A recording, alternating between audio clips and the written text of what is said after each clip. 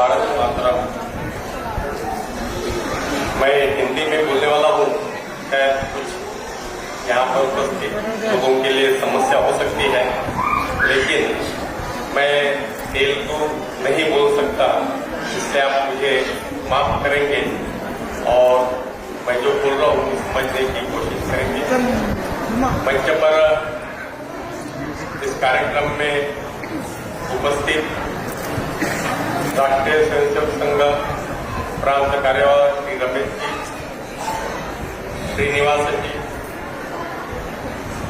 सक्षम के तेलंगाना प्रांत के माननीय उपाध्यक्ष श्री दयाकर जी, इस सभागार में उपस्थित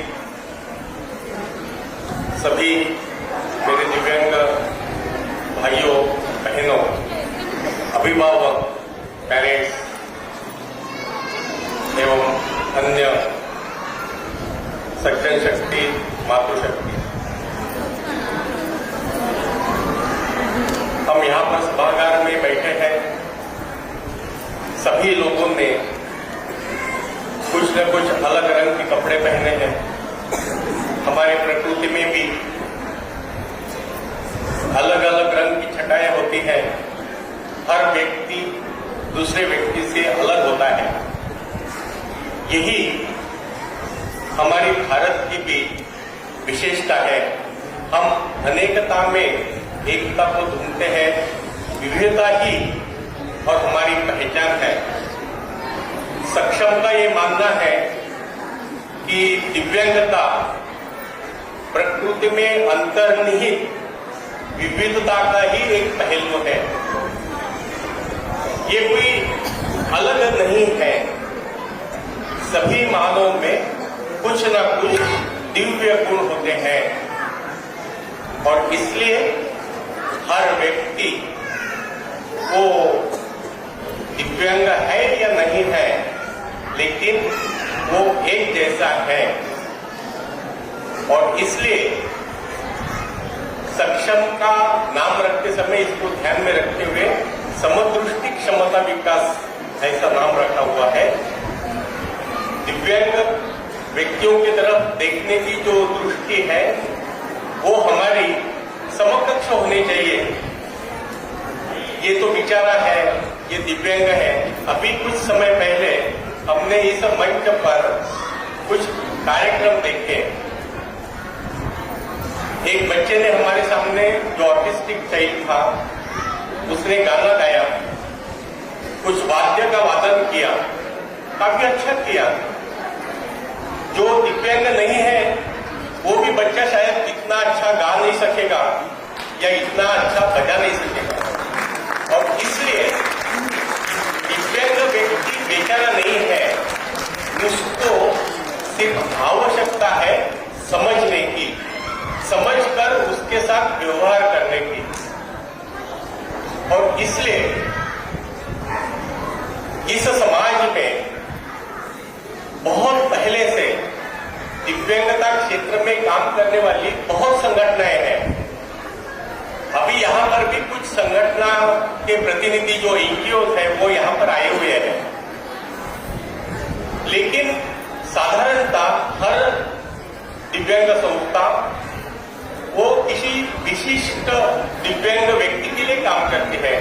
कोई जो स्वमग्न ऑटिस्टिक चाइल्ड है उनके लिए काम करती है, कोई मेंटली रिटार्डेड है उनके लिए ही काम करती है, कोई ब्लाइंड है उनके लिए ही काम करती है। सक्षम ने एक इसको इंक्लूसिव दृष्टि से इस क्षेत्र की तरफ देखने के उद्देश्य से 2008 में नागपुर में इसकी स्थापना की। सक्षम का ये उद्देश्य है कि दिव्यांग व्यक्ति जीवन के हर क्षेत्र में, वो शिक्षा का हो, राजनीति का हो, वो व्यापार का हो, किसी भी क्षेत्र में, खेल का हो, हर क्षेत्र में दिव्यांग व्यक्ति समरसता का अनुभव करे और अपनी प्रगति करने के साथ साथ इस राष्ट्र के प्रगति में भी अपना हिस्सा दे सके। दिव्यांग व्यक्ति बेचारा नहीं है, ये लेने वाला नहीं है, ये देने वाला भी है, ऐसा भाव दिव्यांग व्यक्ति में जागरूक करने का काम सक्षम पूरे भारतवर्ष में कर रहा है। और सक्षम का ये विश्वास है कि जब 2047 में ये भारत विश्व गुरु के पद पर स्थानांतरित होगा, उस समय इस देश का दिव्यांग भी मांग ऊंची करके स्वाभिमान से ये बोल सकेगा कि भारत आज जो विश्व गुरु बना है, इसमें दिव्यांग व्यक्ति की भी और भागीदारी है।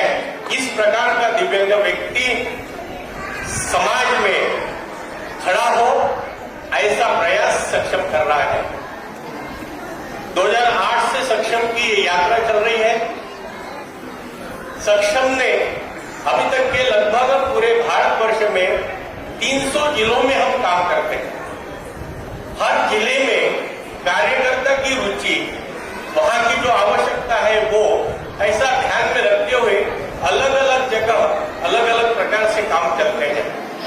सभी प्रकार की जो दिव्यांगता है, सभी प्रकार की दिव्यांगता में सक्षम काम कर रहा है। सक्षम ने काम करते समय अपने 4 आधार बिंदु रखे हैं, जिसके आधार पर दिव्यांग व्यक्ति समाज में खड़ा होकर के और अपनी रोजी रोटी चलाए, परिवार का भी उदर पोषण करे, इस प्रकार का वो आत्मनिर्भर दिव्यांग बने, इस लक्ष्य की तरफ सक्षम चल रहा है।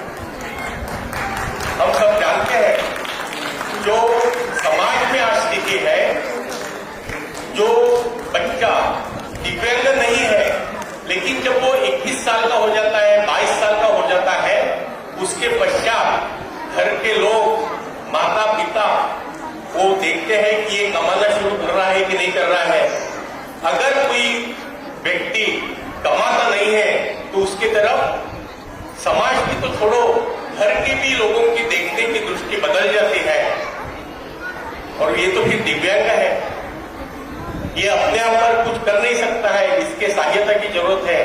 तो व्यक्ति कैसा जीवन यापन करेगा? एक तो परिवार के लोग इस व्यक्ति के देखभाल में और अपना जीवन व्यतीत करते रहते हैं। समाज का ये दायित्व है। पहले हमारे समाज में व्यवस्था थी, हम पुराने काल से अगर विचार करेंगे तो हमारे समाज में पहले ये व्यवस्था थी, एकत्र कुटुंब पद्धति थी, फैमिली एक होती थी, घर के बड़े लोग उस व्यक्ति की तरफ देख सकते थे, दिव्यांग व्यक्ति की तरफ देख सकते थे। अभी न्यूक्लियर फैमिली हो गई है, एकल परिवार हो गया है, माता पिता सर्विस करते हैं, उनको देखने के लिए समय नहीं है। समाज का ये दायित्व है कि जो समाज में दिव्यांग व्यक्ति है वो अपने आप को बेसहारा महसूस नहीं करे, और इसलिए समाज के मदद से और इस दिव्यांग व्यक्ति की पूर्ण देखभाल करना, उसको अपने पैरों पर खड़ा करके उसको आत्मनिर्भर बनाना, इस लक्ष्य के साथ सक्षम आगे बढ़ रहा है। सक्षम 4 बातों के ऊपर ध्यान देता है काम करते समय। एक शिक्षा है, दूसरा स्वास्थ्य है, तीसरा आत्मनिर्भरता है और चौथा है सामाजिक प्रतिष्ठा। ये 4 आधार बिंदु अगर दिव्यांग व्यक्ति को उपलब्ध हो जाते हैं समाज की मदद से, तो दिव्यांग व्यक्ति भी साधारण व्यक्ति से 2 कदम आगे बढ़ करके इस राष्ट्र की प्रगति में अपना हिस्सा दे सकता है। और इसलिए शिक्षा के क्षेत्र में फिर जैसे भी उसकी आवश्यकता है, उसको अगर स्पीच थेरेपी की आवश्यकता है, स्पीच थेरेपी उपलब्ध कराना है।